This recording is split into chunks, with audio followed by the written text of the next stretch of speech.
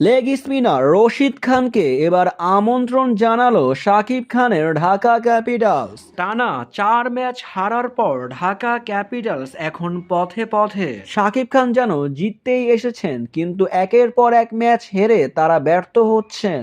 সাব্বির রহমানের মতো hard hitter ব্যাটসম্যানরাও সুযোগ পেয়ে ব্যর্থ হয়েছেন, যেখানে সবার আশা ছিল সাব্বির রহমান কিছু করে দেখাবেন। ঢাকা ক্যাপিটালস যেন ছন্দহীন হয়ে পড়েছে একের পর এক ব্যাটসম্যান। এ নিয়ে প্রশ্ন তুলেছেন স্বয়ং শাকিব খান। বিপিএলে নতুন ভাবে আমরা ফিরে আসবো, নিজেদের জাত চেনাবো পুরো বিশ্ববাসীকে। তাই তো এবার আফগানিস্তানের লেগ স্পিনার রশিদ খানকে আমন্ত্রণ জানিয়েছেন বিপিএলে খেলার জন্য। যদি রশিদ খান খেলতে আগ্রহ প্রকাশ করে, তাহলে কিছুদিনের মধ্যেই ঢাকা ক্যাপিটালসের হয়ে মাঠে দেখা যাবে তাকে। ঢাকা ক্যাপিটালস তাদের পরবর্তী ম্যাচে শক্তিশালী একাদশ নিয়ে মাঠে নামবে, এমনকি জিততেই মাঠে নামবে শাকিব খানের এই দলটি।